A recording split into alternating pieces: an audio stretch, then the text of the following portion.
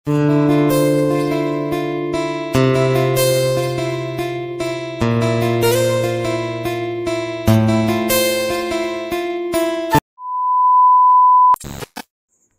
Morning বন্ধুরা, কেমন আছো তোমরা? আশা করছি তোমরা সবাই খুব ভালো রয়েছো আর আমিও ভালো রয়েছি।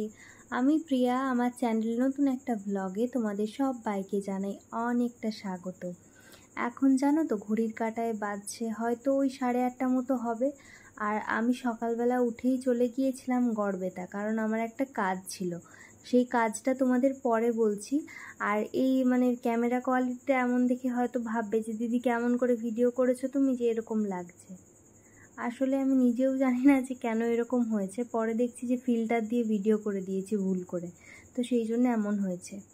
তো এবার বলি আমি কেন গিয়েছিলাম বলতে তেমন কিছুই নয়, ওই যে মাংস আর কি দাদু কিনেছিল আর কি, তো সেই জন্য আর কি আমি আনতে গিয়েছিলাম ওইটা। যেহেতু এখন আগে কি হতো বলো তো, আগে আমাদের এখানে অনেকে যেত দুধ নিয়ে গড়বেতা, কিন্তু এখন আর দাদুর ওইদিকে কেউ যায় না। তো সেই জন্যে মাংস আর মাটন বা যাই হোক বাজার থেকে কিছু আনতে গেলে কিন্তু আমাকেই যেতে হয়। আর আমি যেহেতু হিমাচলে যখন ছিলাম তখন কিন্তু চিকেনটা প্রায়শই খেতাম আর মাটন খেতে পারতাম না। তো সেই জন্য অনেক দিন ধরেই দাদুকে বলছিলাম মাংস খেতে ইচ্ছা হচ্ছে। দাদু বললো ঠিক আছে, আমি একদিন মাটন বলে রাখবো, তুই গিয়ে নিয়ে আসিস। তো সেইটাই নিয়ে এসছি। আর নিয়ে এসে এই যে মাংসটাকে কষাতে বসিয়ে দিচ্ছি আর কি। তো জানো তোমরা প্রথমেই কি করতে হয় মাংসর প্রসেস আমি আর এক্সট্রা করে কিছু বলছি না, তোমরা নিজেরাই দেখে নাও। আর আজকে মাংসটা ওই হাঁড়ির মধ্যেই করছি আর কি, কারণ হাঁড়ির মধ্যে করতে না মাংসটা আমার খুব ভালো লাগে। আর জানি না কেন রান্না বান্নার দিক বলো, এখন তো দিদু কিছু করতে দেয় না এখানে আসলে। আগে যেমন প্রায়শই রান্না বান্না করতাম, এখন কিন্তু রান্না বান্না করি না। আর এই ভিডিওগুলো যে তোমরা দেখতে পাচ্ছ এটা কিন্তু অনেক দিন আগেরই ভিডিও, কারণ এই কদিন কিন্তু আমি ব্লগ করতে মনও চায় না। আর শরীরটা আসলে খুবই খারাপ, একদম ডক্টর বলেছে অতিরিক্ত চিন্তা ভাবনা বারণ করেছে করতে। তারপরে তোমাদের ওই যে প্রেশার লো আর কি, এটাই হচ্ছে মেন প্রবলেম আমার চিন্তাতে।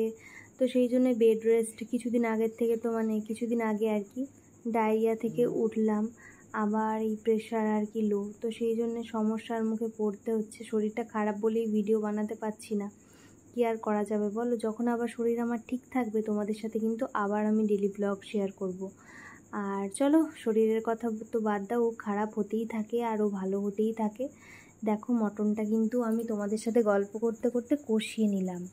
আর এখানে ওই 750 মতো মটন আছে, কারণ আমার দাদু মটন খায় না একদমই, আর আমার দিদার ওই 1 পিস 2 পিস। তো এটা আমার আমার জন্যই স্পেশালি আর কি আনানো, কিন্তু আমি তো আর এতটা খেতে পারবো না।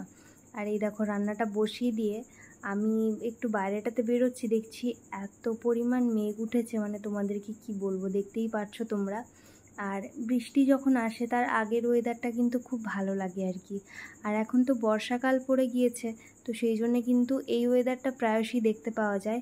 কিন্তু এখানে আবার সেই কারেন্টের খুব সমস্যা, এত রাগ ধরে না আমার, কিছুতেই কারেন্ট থাকতে চায় না। একটু যদি মেঘ ওঠে তো সেই চলে যাবে তো যাবেই, রাত্রিবেলা দিনের বেলা কোনো কারেন্টের ছিঁড়ি নেই আর কি একদম বলতে গেলে। এটাই খুব বিরক্তিকর লাগে।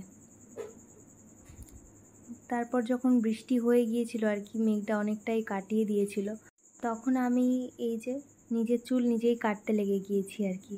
তার কারণটা হচ্ছে তোমাদের বলি, চুলটা অতিরিক্ত সরু হয়ে গিয়েছে, অতিরিক্ত যাকে বলে। তো সেই জন্যে আর কি আমি ভাবছিলাম যে কেটেই ফেলি, একদম ডগের দিকটা যেহেতু একদম সরু হয়ে গেছে, একে রেখে আর লাভ নেই, এ বরাবর সেই সরুই হতে থাকবে। তার থেকে ভালো বাবা আমি একে গুছিয়ে দিই, সব থেকে ভালো হবে আর কি। তো সেই জন্য আমি কাটতে আর কি লেগে গিয়েছি চুলটাকে। আর দেখো কাঁচিতে কিন্তু একদম ধার নেই, ভোতা কাঁচি কিন্তু। আর কি বলবো, তারপরে না বারব্রত পড়ে যাচ্ছিলো যে পরে কাটবো, তারও কোনো উপায় নেই, একদম ছোট ছোট করে নেবো চুলটাকে। তাতে যদি কি বলবো ভালো লাগবে, আর নিজের তো গরম থেকে মুক্তি পাবো, আর দ্বিতীয়ত হচ্ছে চুলটা কেটে ফেললে চুলের কিন্তু গ্রোথটা ভালো হবে। তো সেই জন্যই আমি কেটে দিচ্ছি। আর এইবার কিন্তু আমি কোনো পার্লারে যাইনি, কারণ জানো তো হাতেরও একটা ব্যাপার রয়েছে আমার যেটা মনে হয়, কোথায় কাটবো। আগের বার এরকম হয়েছে, আমার ধরো চুলের লেন্থ কিন্তু খুব ভালো ছিল, কিন্তু আমার চুলটা একজনের হাতে কেটেছিলাম, তারপর থেকেই কিন্তু মানে চুলটা আমার ঠিকঠাক করে হয়নি আর কি, বাড়েনি। তো সেই জন্য ভাবলাম নিজের চুলটা কেটে ফেলি। আর এই দেখো এত ছোট করে ফেলেছি, জানি না বাড়বে কি না, তবে বাড়লে বাড়বে, না বাড়লে না বাড়বে, কোনো অসুবিধাই নেই, দেখা যাক কি হয়। আর তোমরা যদি মানে কোনো হেয়ার অয়েল আমাকে বলতে পারো যে হেয়ার অয়েলটা মাখলে আর কি চুলের গ্রোথ হয় ভালো, বা চুলের লেন্থটা মানে লম্বা হয়, সেটা আমাকে একটু বলো, তাহলে আমার বেশ উপকার হয়। কারণ আমার না মানে একটা সময় ছিল যখন এক কোমর চুল ছিল পুরো একদম ঘন কালো, কিন্তু মাঝখানে আমার শরীর প্রচণ্ড অসুস্থ হয়ে গিয়েছিল আর কি, তখন আমার চুল যত ছিল সব উঠে গিয়েছে। আর সেই মুহূর্তে আমার কাছে আমার ঠাম্মা বা দিদু যাই বলো তোমরা ছিল না যে সে যত্ন নেবে, কী আর করা যাবে। তো সেই যে চুলটা আমার উঠে একদম পাতলা সরু হয়ে গেল, তারপর থেকে মানে মাথা ভর্তি কুচো চুল ঠিক আছে, কিন্তু ওগুলো তো লম্বা হতে হবে তাই না। তো সেই জন্য চুলের এখন মানে কি বলবো, পাতলাই বলতে পারো চুলটা আমার। তো চলো সেই সমস্ত কথা বাদ দিই। আজকে কিন্তু ভিডিওটা খুব একটা বড় করলাম না, ওই ছোট্ট একটা ভিডিও বানিয়েছি, ভাবলাম তোমাদের সাথে শেয়ার করে দিই। আর এই দেখো বিকেলের দিকে আর কি, এটা বিকেল নয় যদিও সন্ধে, এটা আর কি দাদু দিদার বিছানা, এটাকে আমি ভালো করে গুছিয়ে দিচ্ছি। তো চলো তাহলে আজকের ভিডিওটা এখানেই শেষ করছি, দেখা হবে তোমাদের সাথে আবার নতুন একটা ব্লগে। ততক্ষণ ভালো থেকো, সুস্থ থেকো।